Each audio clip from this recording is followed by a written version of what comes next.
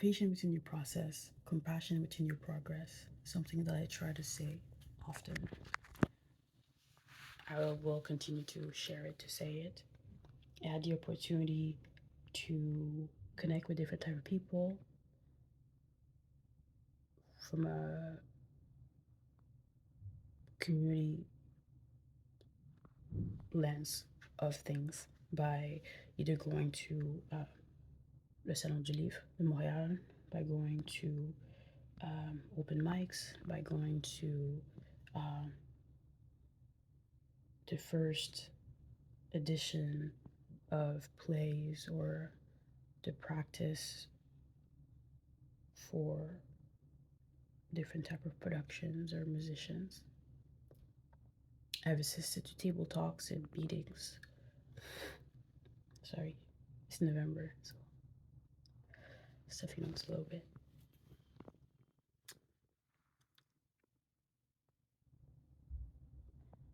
Years ago, I definitely felt discouraged by my circumstances. Discouragement can come and go, but depending on the circumstances and how you are feeling within yourself or how you're being treated from your environment, it can definitely have a major impact on you to the point where you don't want to live the way that you are living. You don't want to be the way that you have been no more. You know and recognize and definitely want for things to change. We're November 2023, and at this time, I'm very aware that if I want things to change, that's great. I need to make the choices to make it happen. And we all know that you need to be you're the change that you're waiting for, you know? But you can have awareness and you can have knowledge and not act on it. I've been very aware of, okay, I need to do this, I need to change that, I need to actively implement this, that, and the third. But concretely, long term, short term, there's action that needs to follow that. And speech and a perfect plan on paper is very great, but it doesn't really show as a result of anything. I disagree. Progress is progress. The issue comes in because when people, I'll say that way I'm not talking about a topic, I'm talking about my experience. My experience is personal to me and it's not reflective of anybody else's. I had the opportunity to attend certain events. It's not really an opportunity because at the end of the day, these events are accessible to everybody. Some are by invitation, but most of the time, this is Montreal, I'm talking about Montreal, there's a lot of events going on all the time from a creative perspective, academic perspective, professional perspective. There's always events going on. You just need to get tuned in to the right resources, the right pages on social media, the right groups that are going to start to connect with you and showcase what type of upcoming events are going on. And it's on you to show up. It's on you to be part of the conversation. It's on you to put yourself out there and share and listen and reach out. It's not necessarily hard, but it's a choice that you can make. You don't have to do anything. Only thing you have to do is like pay your taxes. You don't have to do shit. But if you generally recognize, okay, I want something different, be the change you want to see. You have to put yourself in an uncomfortable, quote unquote, situation outside of what you would be super used to and super safe in, like just watching Netflix at home, and then try to have conversation with people, try and listen and be there for others outside of yourself. I had an opportunity, and that's what I was trying to say, to go to a few creative events where there was painters, writers, videographers, photographers, in the same room. And they're like, oh, so you do this, you do that. Okay, where's your stuff? You write? Where's your manuscript? You write? Have you been published? You draw? What did you illustrate in? You paint? Did you have a show recently? Or you working on a show? You're a photographer, videographer. Where can I see your work? Are you just starting and that's why nobody sees your stuff? Or if you've done it for a few years, are you working with other people and you're basically a ghostwriter? You're a videographer for a big company, so your work is not yours. You're an illustrator, but you work with in a space where your art is not necessarily showcased as yours, but as part of a company or something like that. Maybe. But what are you waiting for? People are starting asking, like, what are you waiting for? Why are you not doing this? Why are you not doing that? And all my excuses, I was like, I'm not going to give you an excuse. I haven't done it because I haven't done it. I don't know what I'm waiting for. After 4, 5, 6, 11, 14 times that people ask you, I'm like, okay, I need to give an answer now. I'm like, why are you not doing it? Because, like, some people are not even that great and they're making bank on this stuff. Why are you waiting? Why this delay? Even if it sucked, like at least we would see that you're improving. You know, at least we would see that you're putting yourself out there. Because so many people, they're not even that great. And they post their stuff and they get views and they get contracts from actual production, like content. So it's not even about the quality of your work. It's just about putting yourself out there. What are you waiting? Like, what are you waiting for? What are you gonna lose?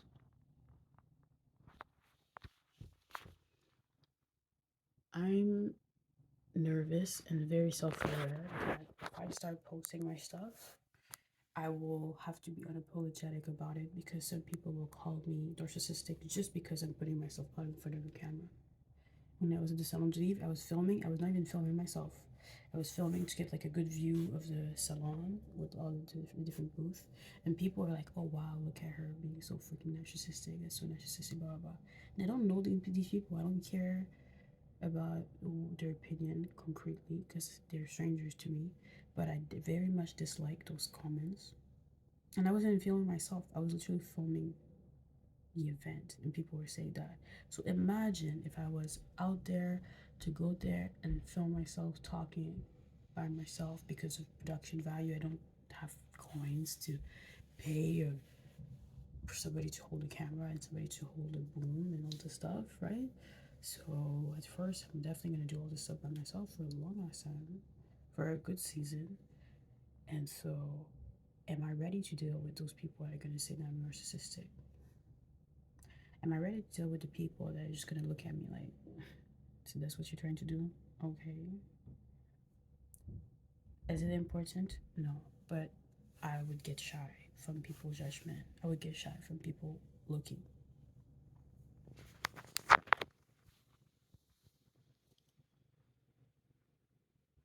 There's a few quotes that I read or heard from people that were saying if you had to choose between failing at what you want and failing at something you don't even like, is it better to fail at something you don't even like or something you want?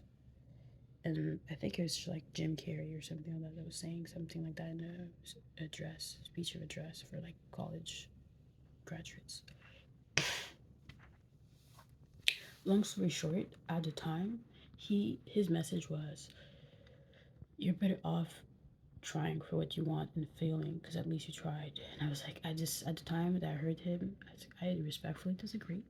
I think it's a lot better to fail at something you don't like because then you don't even care. You're like, yeah, I failed, but like, whatever. Like, it wasn't what I really wanted.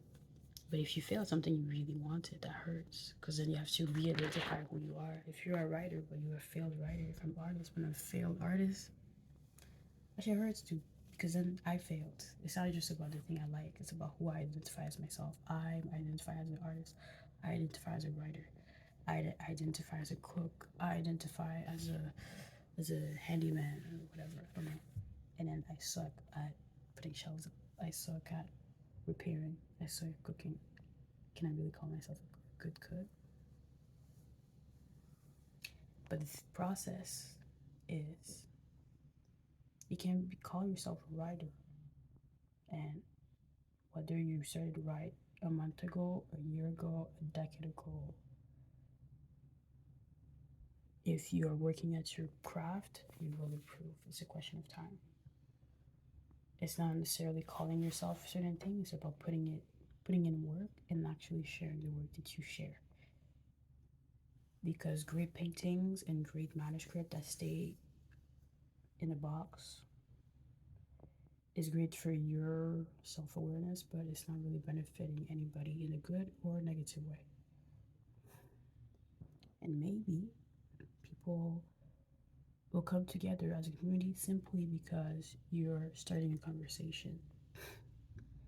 Some people take pictures, they come together to make an event. People come together there not just to encourage you as a photographer, as a videographer, as an artist. They also come together as a community that all have this thing in common, that they care about creatives, that they care about sharing a message, that they care about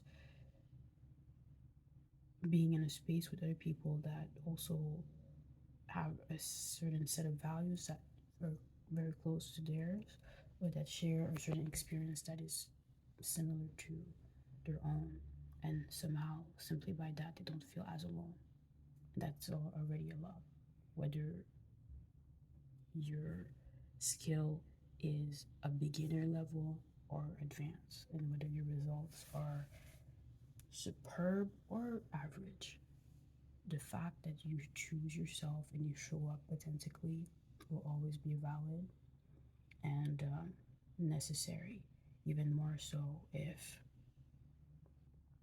for a season in your recent past or far-fetched life at some point you thought that you were affected by your circumstances, affected by how you saw people or how you saw yourself. There was definitely a time where I was not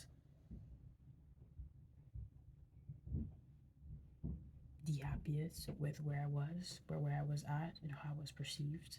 And I definitely had to evolve the self love, the respect, the compassion that I had for myself, and the compassion, respect, and love that I had for the process that it is to grow and to learn and to apply different notions and values over time towards becoming more self assured, before becoming more understanding of others, of cycles, of uh, the process that it is to start and continue something with perseverance and eventually come to the results that start to pile up to the point where there's a identity that you can build yourself over your losses and over your gains. You know, they say Christians were not called Christians because they started to call themselves that. Christians were called Christians because they started to behave like Christ, and then people would see this behavior and see the way they would speak and talk and dress, and they were like, "Oh, you guys are like Christ. You're Christians." I'm not talking about that to be religious out here. I'm just saying that to be concrete about how your behavior, your choices, dependent, like she said, sorry, whatever that word was, we'll skip.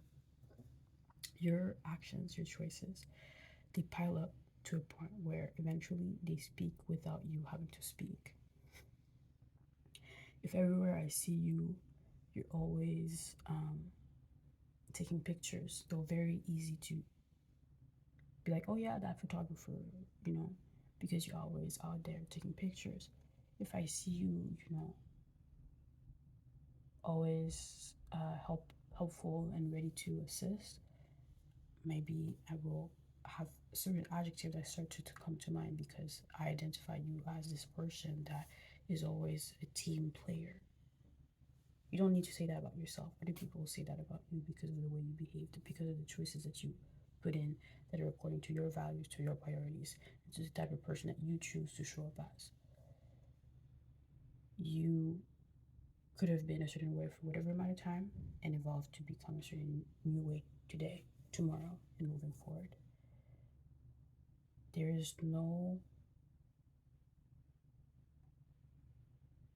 limit that is truly valid except the laws of universal stuff. But concretely, the only limits that you have are limits that you haven't tackled within yourself and that have been put in from how you grew up, from how you became to see people and society as a whole, and how you start to see the limits of yourself. But even that can be adjusted. A house, before it's fully renovated, is a bit of a mess. A cake, before it's fully cooked, I should say baked, is just, ingredients. But eventually, you mix them up, you wait, you put heat, and it grows, it flows, and it's eventually ready for consumption. But it's a process. You are full of potential, and I'm a random person. My opinion is irrelevant, but I definitely have faith in your process, in your progress. I hope that you can have compassion and patience within yours. And I wish you the best. November 2023,